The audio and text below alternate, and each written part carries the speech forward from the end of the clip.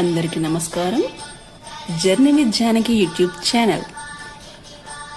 ఈరోజు మనం మహారాష్ట్రలోని తుల్జా భవానీ అమ్మవారి గురించి తెలుసుకుందాం. ఈ దేవాలయం స్వయంభూగా వెలిసిన అమ్మవారి దేవాలయం. చాలా మహిమాన్వితమైన దేవాలయం. అమ్మవారు చాలా శక్తివంతమైనదిగా ఇక్కడ కొలుస్తారు. అలాగే ఇది 108 శక్తిపీఠాలలో ఇది ఒక శక్తిపీఠం. ఇక్కడ ఆలయం చాలా దిగువన ఉంటుంది. 2 ప్రధాన ద్వారాలు ఉంటాయి. మనం ఒక ప్రధాన ద్వారం నుంచి వెళ్తున్నాము. మీరు చూస్తున్నారు అదే. ఇక్కడ కుడివైపున శ్రీచక్రంతో గల శివలింగం ఉంటుంది.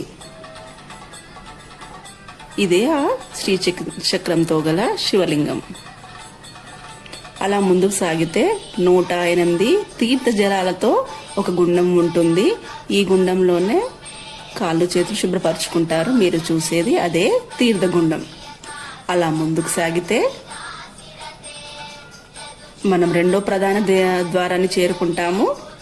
అంతకన్నా ముందు గణపతి దేవాలయం కూడా ఉంటుంది. ఇదే ఆ గణపతి. అలా గణపతిని దర్శించి కుడివైపు వెళ్తే 2వ ప్రధాన ద్వారం.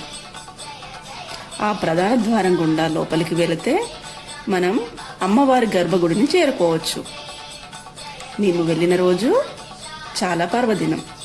మీరు చూస్తున్నది గర్భగుడి యొక్క గోపురం.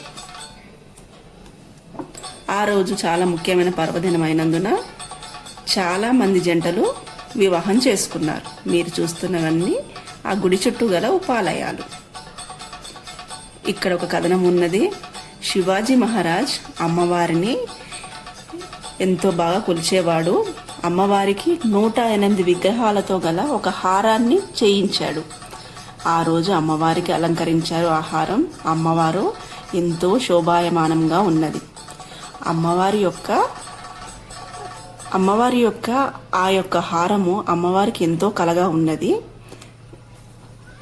ఇక్కడ గుడి చాలా విశాలంగా కూడా ఉన్నది. మీరు చూస్తున్నదంతా గుడి ప్రాంగణం. కొంచెం ముందుకు వెళ్తే మనం అమ్మవారి గర్భగుడి యొక్క ద్వారాన్ని దర్శించుకోవచ్చు. గుడి లోపలికి ఫోన్ అలవలేదు. ఇదే అమ్మవారి యొక్క గర్భగుడి ప్రధాన ద్వారం.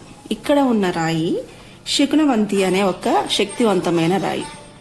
ఈ రాయి పైన మనం చేయిని అదిమి పట్టి మనసులో ఒక కోరికను కోరుకొని మనం అడిగితే కుడివైపునకి తిరిగితే అది నెరవేరుతుందని, ఎడమవైపునకి తిరిగితే నెరవేరదని, నిశ్చలంగా ఉంటే ఆ కోరిక తీరడానికి సమయం పడుతుందని ఇక్కడి ప్రజల నమ్మకం. ఇంకా మీరు ఇక్కడ చుట్టుపక్కల ఉన్న ఉపాలయాలను చూడవచ్చు. ఈ ఆలయ చరిత్ర గురించి తెలుసుకుంటే ఇది స్కంద పురాణం నాటిది. ఇక్కడ కర్దముని అనే ఋషి ఉండేవాడు.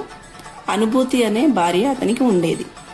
అనుభూతి కర్దముని మరణానంతరం ఆమె మందాకిని నది ఒడ్డున తపస్సు చేసుకుంటూ గడిపింది. ఆమె యొక్క తపస్సు చెడగొడుతూ కూకుర్ అనే రాక్షసుడు ఆమెను వేధించసాగాడు. అమ్మవారిని వేడుకోగా అనుభూతి ప్రార్థన మేరకు భవానీమాత ఆ రాక్షసుని సంహరించింది.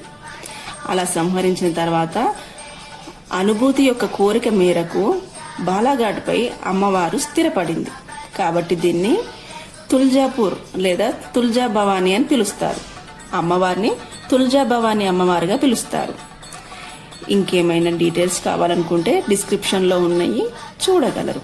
ఇదే యొక్క దేవాలయం యొక్క చరిత్ర. సర్వేజన సుఖ్నో భవంతు.